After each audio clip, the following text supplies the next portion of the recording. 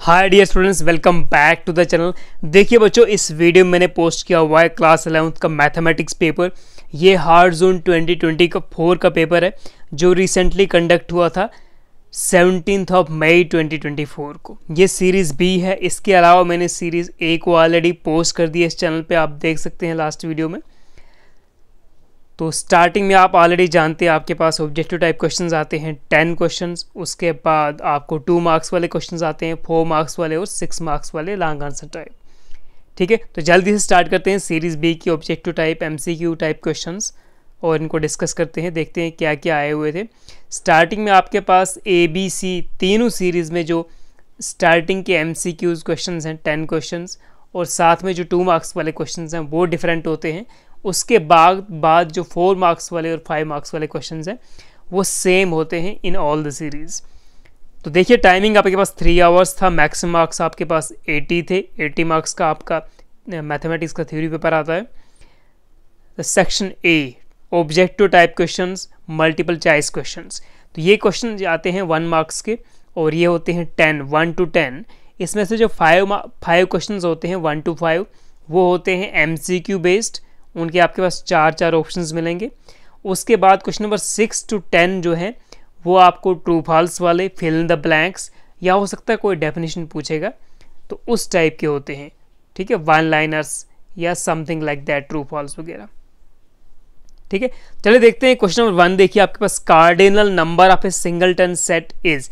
देखिए, singleton set जो होता है उसमें 1 एलिमेंट होता है, तो उसका कार्डिनल नंबर भी 1 ही हो जाएगा। तो क्वेश्चन नंबर 1 का जो आंसर है दैट इज बी 1। ठीक है, B is the right answer. Question number 2 देखिए, range of the function f from r to r given by f of x is equal to x square is. ठीक है, तो एक function आपके पास दिया हुआ है f of x is equal to x square, और ये फंक्शन कहाँ से कहाँ तक है? It is from reals to reals. ठीक है, रियल से रियल्स पे है ये फंक्शन। तो आपको इसका रेंज बताना है। What is the range of this function f x is equal to x square. तो इसका जो रेंज है, करेक्ट ऑप्शन है that is C 0 to infinity। ठीक है, 0 is included, infinity is not included. 0 to infinity, option C is the right answer. आगे बढ़ते हैं, क्वेश्चन नंबर 3 पे चलते हैं। Question number 3, maximum value of sine theta is. तो देखिए, आप ऑलरेडी जानते हैं मिनिमम और मैक्सिमम वैल्यूज जो होती हैं साइन थीटा और कॉस थीटा की वो सेम होती हैं।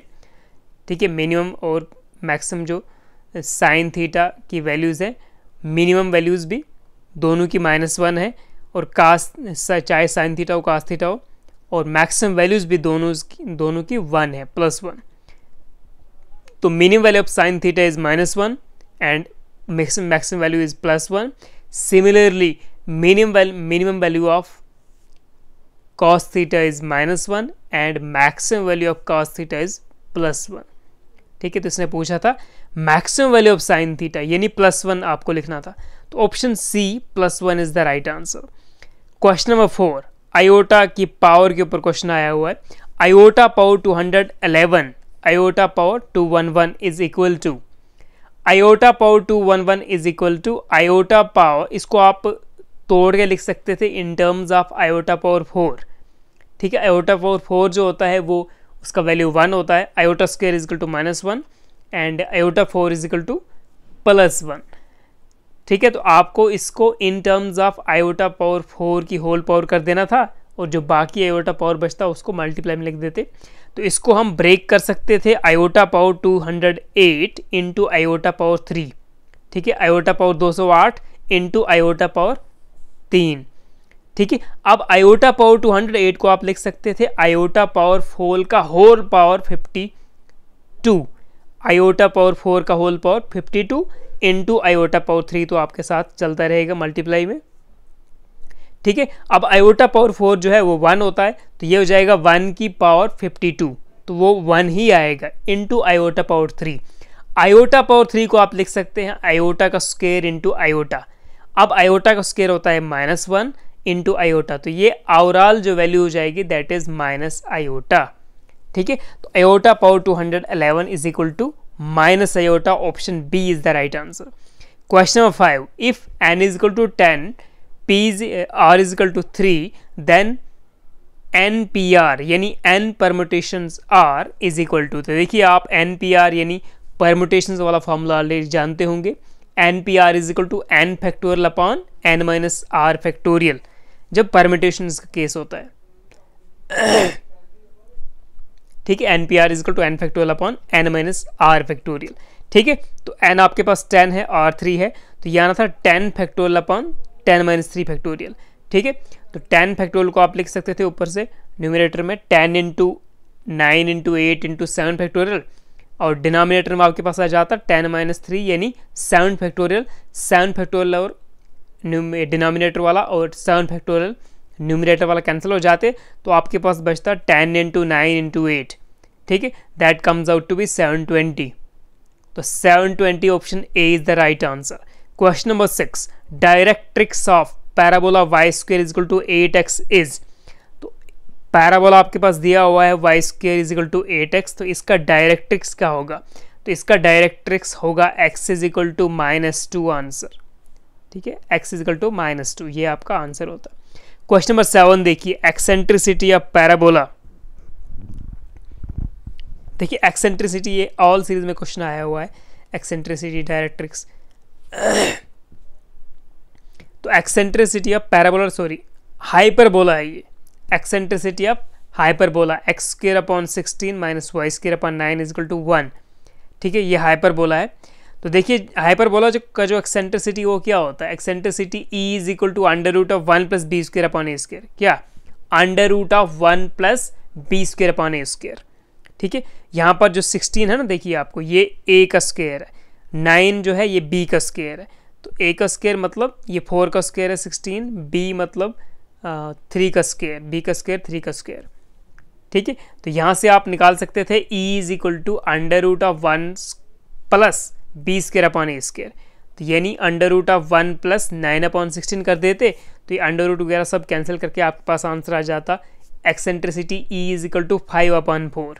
तो इसका करेक्ट ऑप्शन था आपके पास 5/4। ठीक है, 5/4। क्वेश्चन नंबर 8 देखते हैं बच्चों। If x is a natural number, if x is a natural number then the solution 24x is less than 100 is 1 2 3 4। ठीक है, एक सेट दिया हुआ है जिसमें 4 एलिमेंट्स है 1 2 3 4।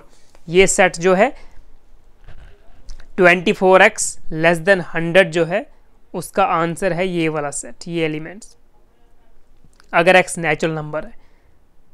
ठीक है, तो क्वेश्चन नंबर 8 जो है आपका इट इज ट्रू।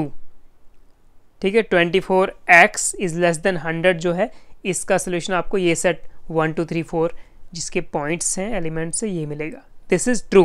तो क्वेश्चन नंबर 8 आपको ट्रू करना था। Question number 9, define a data. Data क्या होता है? ठीक है, डाटा इन क्या होता है डेटा? मेजरमेंट्स और observations of any raw collection of information. क्या? डेटा और द मेजरमेंट्स और observations of any raw collection of information. कोई भी रॉ कलेक्शन ऑफ इंफॉर्मेशन कर रहे हो आप ऑब्जर्वेशंस की और मेजरमेंट्स की, दैट इज योर डेटा। ठीक है, and question number 10, probability of not A is equal to 1 plus probability of A. गलत है, probability of not A is equal to क्या होता है? 1 minus probability of A. Probability of not A is equal to 1 minus probability of A. ठीक है, minus आना चाहिए था यहाँ पे, तो ये आपका है फॉल्स। देखिए सेक्शन बी में आपके पास जो क्वेश्चन आते हैं वो 2 मार्क्स ईच के होते हैं, very short answer type questions. आपके पास एक मैट्रिक्स दिया, एक सेट दिया हुआ है, if A is equal to a set x such that x is a solution of x square plus 5x plus 6 is equal to 0, find the roster form of A। ठीक है, तो ये set builder form में है, set दिया हुआ, तो इसकी आपको रोस्टर फॉर्म निकालनी है सेट ए की। क्वेश्चन नंबर 12 देखिए, if g is equal to एक सेट दिया है 7 8 इसके एलिमेंट्स हैं and g is equal to 5 4 2। ठीक है, ये जो दूसरा है तो ये h सेट है, एक पहला वाला g सेट है, दूसरा h सेट है। तो g और h आपके पास 2 सेट दिए हैं, तो आपको कैलकुलेट करना है find g into H and h into ji.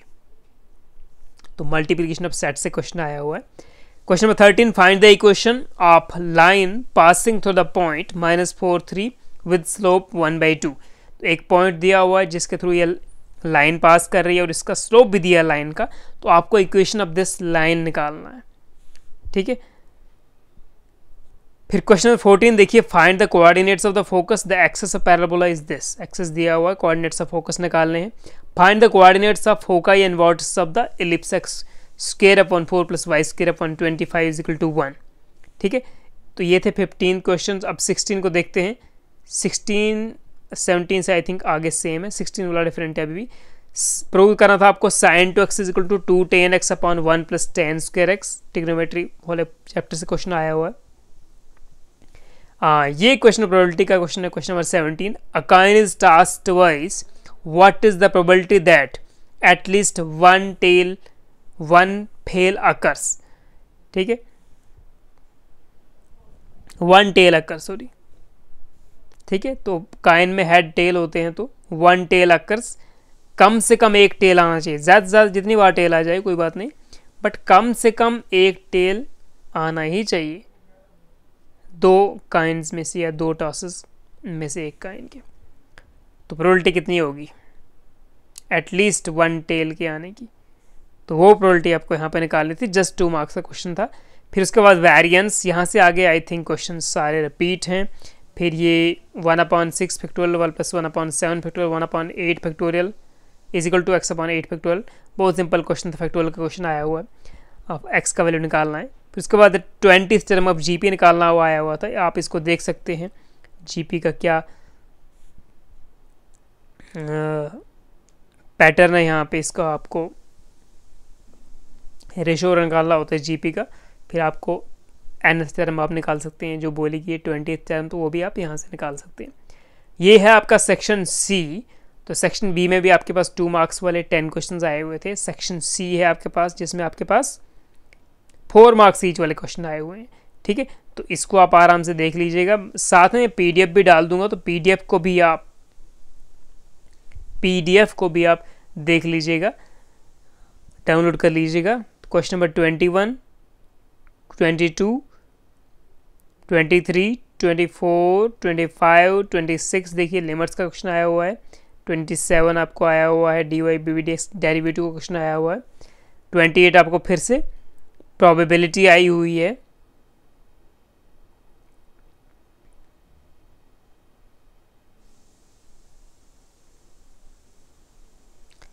Question number 29, ठीक है, ये फिर से ट्रिग्नोमेट्रीज का क्वेश्चन है। इसके बारे में यही आया हुआ है, फॉर्मूले प्रूव करने हैं जस्ट। 30 क्वेश्चन देखिए, ठीक है। ये एपी जीपी वाला वो जो चैप्टर है वहाँ से आया हुआ सारा सीक्वेंस सीरीज से। फिर उसके बाद ये आपके पास आया हुआ है स्टैटिक्स वाले पोर्शन का क्वेश्चन है।